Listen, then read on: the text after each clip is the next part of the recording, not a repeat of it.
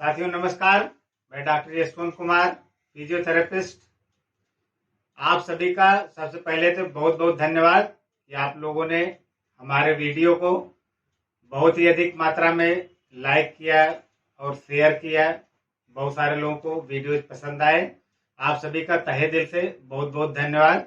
अगर आप लोगों का इसी तरीके से साथ मिलता रहा तो हम लोग मिलकर समाज को जरूर कुछ न कुछ नई दिशा दे पाएंगे। आज हम लोग बहुत ही महत्वपूर्ण बीमारी पे चर्चा करने वाले हैं जो आज के समय में बहुत ही कॉमन बनी हुई है। आज ब्रेन ट्यूमर डे है। हर वर्ष 8 जून को ब्रेन ट्यूमर डे मनाया जाता है। ये ब्रेन ट्यूमर क्या होता है इसके बारे में मैं आपको बताना चाहूंगा। इसमें इलाज किस तरीके से किया जाता है, इसमें फिजियोथेरेपी का इलाज का क्या कितनी भूमिका है, इसके बारे में हम लोग चर्चा करेंगे। इसके होने के कारण क्या है, कितने प्रकार का होता है, क्या क्या लक्षण इसमें नजर आते हैं, इस सारे बिंदुओं पे आज हम लोग विस्तार से चर्चा करने वाले हैं। तो जो ब्रेन ट्यूमर होता है, हमारे दिमाग में असामान्य वृद्धि करने वाली कोशिका का समूह एक गुच्छे के रूप में इकट्ठा हो जाता है ब्रेन के अंदर, तो ये ट्यूमर कहलाता है। क्योंकि हमारे शरीर में जितनी भी कोशिकाएं हैं, क्योंकि जितना भी लिविंग ऑर्गेनिज्म है, जितना भी जीव जगत है जिसमें जीवन है, वो सभी कहीं न कहीं कोशिकाओं से बना हुआ है। तो जीव जगत की हम बात करें या कोशिका की बात करें तो जैसे हम लोग देखते हैं कि जब किसी भी कोशिका के अंदर जीवन होगा या किसी भी चीज में जीवन होगा तो उसमें दो बातें जरूर होती हैं। एक होती है कि उसमें कुछ न कुछ सेंसिटिविटी होती है और दूसरा उसमें मेटाबॉलिज्म होता है। सेंसिटिविटी का मतलब जैसे बैक्टीरिया है, वायरस है, पौधे हैं या इंसान है, कुत्ता है, बिल्ली है, कुछ भी हो सकता है। ये सारे सेल से बने हुए हैं, तो ये अपने भोजन को पहचानते हैं, अपने दुश्मन को पहचानते हैं। तो ये जो भी चीजें पहचान पाते हैं, कर पाते हैं, कहीं न कहीं सेंसिटिविटी के कारण कर पाते हैं। दूसरा मेटाबॉलिज्म। मेटाबॉलिज्म का मतलब यह है कि ये सारी कोशिकाओं को काम करने के लिए कहीं न कहीं ऊर्जा की जरूरत होती है।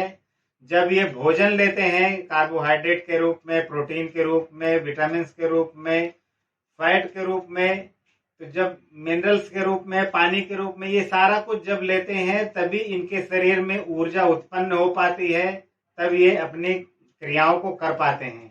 तो जब कोई भी कोशिका काम करती है या वृद्धि करती है तो उसके अंदर एक न्यूक्लियस होता है जो ब्रेन की तरह काम करता है। यानी कि कोशिका को कंट्रोल करने के लिए भी न्यूक्लियस होता है।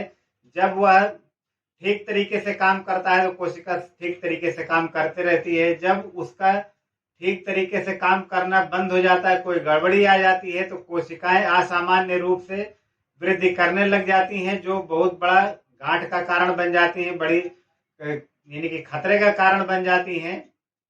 तो ऐसे में ब्रेन ट्यूमर जो होता है, ब्रेन में हमारी जो नर्व सेल होती हैं उसमें ग्रोथ नहीं होती है, लेकिन जो उसको और सपोर्ट करने वाली जो कोशिकाएं हैं, जैसे ओलिगोडेंड्रोसाइट्स हो गई हमारी, और जो हमारी स्वान सेल हैं, और बहुत सारी की कोशिकाएं हैं, बहुत सारी ग्लैंड्स ब्रेन के अंदर है, जैसे पिट्यूटरी ग्लैंड है, पीनियल ग्लैंड है।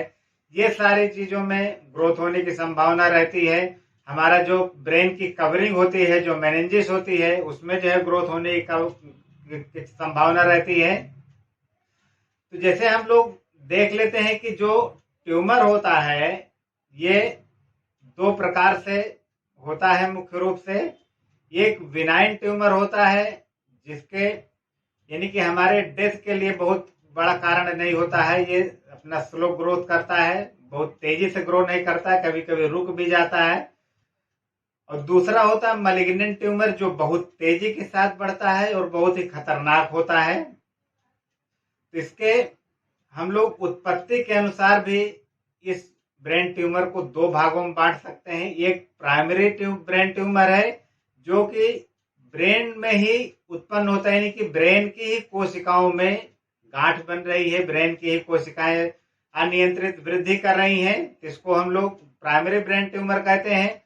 दूसरा सेकेंडरी ब्रेन ट्यूमर होता है। सेकेंडरी ब्रेन ट्यूमर जो होते हैं वो हमारे कहीं न कहीं किसी और आर्गन में, किसी और अंग में उत्पन्न होते हैं। उसके बाद वहां से ये कैंसर सेल हमारे ब्रेन में पहुंच जाती हैं। जैसे प्रोस्टेट में कैंसर हो गया, यूट्रस में कैंसर हो गया, ब्रेस्ट में कैंसर हो गया, लंग्स में हो गया, किडनी में हो गया, आंत में हो गया।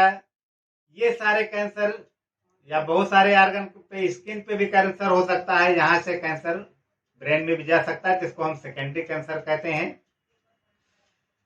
इसका होने का जो कारण है, अभी एक्यूरेट कोई कारण पता नहीं है कि ये क्यों हो जा रहा है, लेकिन कुछ ऐसे कारण देखे गए हैं जिसको हम लोग देख सकते हैं कैंसर का कारण हो सकता है, जो वैज्ञानिक लोग मानते हैं या जो चिकित्सा विज्ञान मानता है। जैसे जो हमारा बहुत सारा तरीके का प्रदूषण होता जा रहा है, जैसे वाटर प्रदूषण हो गया, हमारा एयर प्रदूषण हो गया, ये कहीं ना कहीं हमारे लिए कैंसर का कारण हो जाता है। प्लास्टिक का बहुत ज्यादा इस्तेमाल भी हमारे लिए कैंसर का कारण हो सकता है।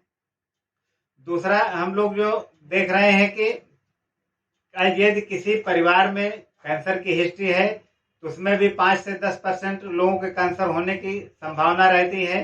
लेकिन यह कोई जरूरी नहीं है कि अगर किसी के घर में कैंसर है तो उसको, हर व्यक्ति को कैंसर होगा ही, ये कोई जरूरी नहीं है।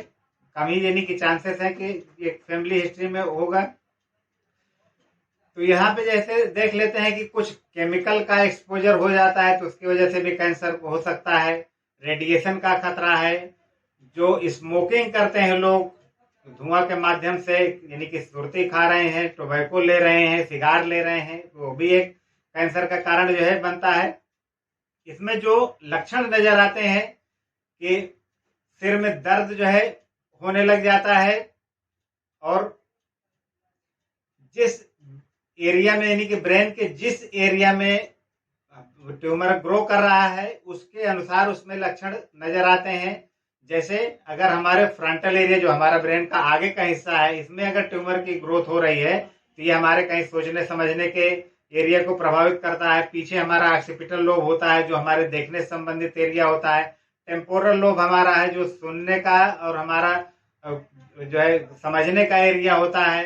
वहां पे हम, वो अगर प्रभावित हो रहा है तो कहीं ना कहीं हमें सुनने में जो है दिक्कत होगी और बात को समझने में दिक्कत होगी। वर्मकेज एरिया होता है जो हमारे समझने के लिए जरूरी होता है। अगर इस सारे जगह पे दिक्कत है तो कहीं ना कहीं कि एरिया के अनुसार जो है इसमें लक्षण नजर आ सकते हैं। जब आदमी सवेरे सो के उठता है तब सिर में दर्द बहुत तेज हो जाता है, और जब बिस्तर पे जाता है सोने के लिए तब भी तेज दर्द हो सकता है, चक्कर आ सकता है, बेहोशी हो सकती है, शरीर में कमजोरी हो सकती है, पैरालिसिस होती है। आज बहुत सारे तरीके के कारण या लक्षण देखे जा सकते हैं जो ब्रेन ट्यूमर में आते हैं। इसकी जो हम लोग जांच करते हैं, पता लगा सकते हैं कैसे जो है ये ब्रेन ट्यूमर है या नहीं है। तो मांसपेशियों में कमजोरी आने लग जाती है, कोऑर्डिनेटेड मूवमेंट नहीं रहता है। कोऑर्डिनेटेड मूवमेंट का मतलब ये है कि जैसे आप जो काम करना चाह रहे हैं वो काम सामान्य तरीके से हो तो कोऑर्डिनेटेड मूवमेंट है।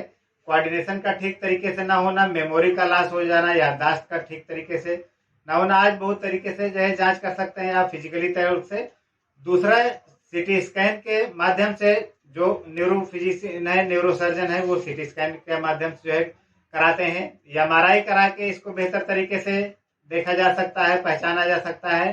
एंजियोग्राफी करा के भी ब्लड वेसल्स का, ब्रेन के अंदर किस ब्लड वेसल्स का किस तरीके से फ्लो हो रहा है, कहाँ पे क्या दिक्कत हो रही है, इसको हम उससे पता कर सकते हैं। और स्कल का एक्सरे करा के भी देखा जा सकता है कि कहीं ब्रेन के ट्यूमर के कारण ये हमारी स्कल बोन या खोपड़ी की हड्डी जो है वो फ्रैक्चर तो नहीं हो गई है।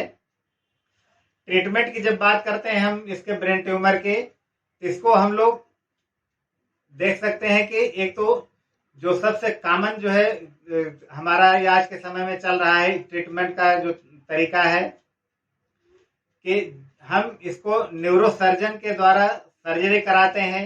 सर्जरी करा के निकाल देते हैं, उसके बाद फिर उसकी बायोप्सी कराते हैं कि ये क्या मैलिग्नेंट ट्यूमर है या बिनाइन ट्यूमर है, किस कैटेगरी का ट्यूमर है। ये न्यूरोसर्जन ऑपरेशन के बाद उसको बायोप्सी कराते हैं, उसमें सारी चीजें पता चल जाती हैं।